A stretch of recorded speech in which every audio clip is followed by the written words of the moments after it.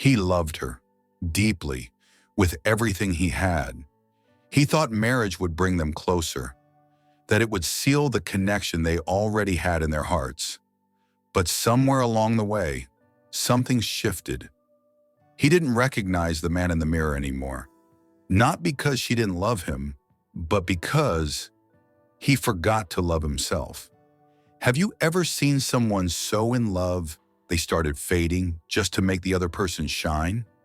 This isn't just a sad story, it's a wake-up call, a reminder that love is not meant to swallow us whole, it's meant to help us grow together. So stay with me till the end. There's a powerful truth waiting for you, one that might just save your heart.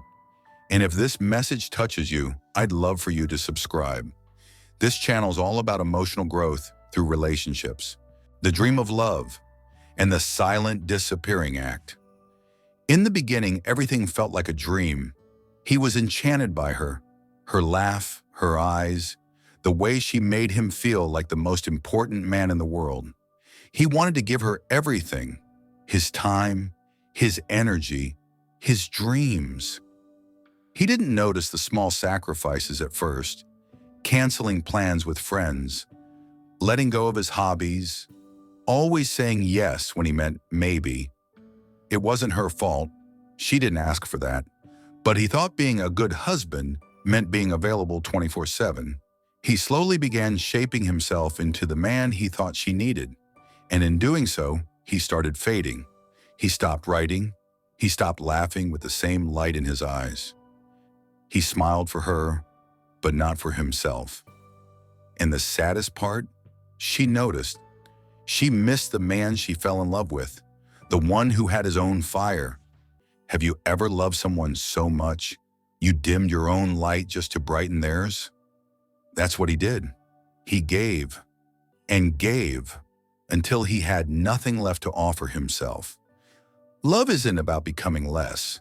It's about becoming more, together. But he didn't know that yet, and the journey to rediscover himself had just begun. When compromise becomes self-erasure, marriage asks for compromise. It's part of the beauty. But what happens when every compromise feels like a small goodbye to your own soul? He started to shrink himself in conversations, stop speaking up when things hurt him. He didn't want to rock the boat, and he told himself, happy wife, happy life. But where was his happiness? Where was his voice? He thought love meant keeping the peace, but inside a quiet war was brewing. He felt less like a partner and more like a background character. Isn't it strange how we can be surrounded by love and still feel invisible? He wasn't being abused. He wasn't unloved. But he was misunderstood by himself because he stopped expressing what he truly felt. He lost the courage to say, I need this too. And so resentment started growing, not toward her, but toward himself. The man who once stood tall now tiptoed through life, just to keep love safe. But real love, it doesn't ask you to vanish. It invites your full self to the table, messy, loud, honest, and whole. And he was about to learn that the hard way. The breaking point and the moment of clarity. There's always that one moment, that one argument, that one silence so loud it rattles your chest. For him, it was a simple question she asked one evening. What happened to you?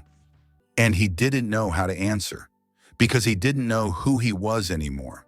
He had built his world around her and forgot to build a home inside himself. His dreams were packed away in a box labeled someday. His friendships faded into voicemail. His passions became memories. That night he sat alone. He cried, not because she hurt him, but because he had abandoned himself. Can you relate? Have you ever reached a point where you couldn't recognize the life you're living? He finally saw it clearly. Love didn't take him away from himself. He did. And now, it was time to come back, not to walk away, but to walk towards something better, something more honest, something more whole, rediscovering the man within. Healing didn't happen overnight. He didn't suddenly become himself again, but he started small. One quiet walk in the morning, one old song he used to love, one call to a friend he hadn't spoken to in months. He picked up his guitar again. He smiled without needing a reason. She noticed, and for the first time in a long time, she smiled back differently. Not with worry, not with confusion, but with admiration, because the man she loved was returning. He didn't blame her anymore. He didn't blame love. He realized love is only healthy when you are. Have you ever taken time to fall in love with yourself again? That's what he was doing. And in doing so, their marriage began to breathe again, with space, with honesty, with mutual growth. He stopped disappearing and started becoming, communicating the change and rebuilding together. Once he found his voice again, he used it gently, not to accuse, not to demand, but to share. He sat down with her one evening, heart pounding, hands trembling, and he told her the truth.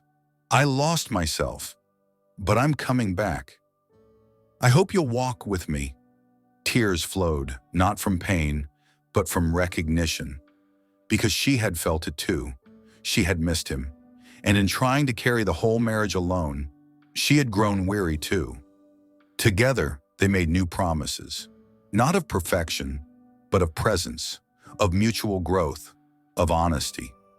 They carved out time for dreams, for space, for conversations that didn't start with "you never," but with "I feel." Have you ever seen two people learn to love again?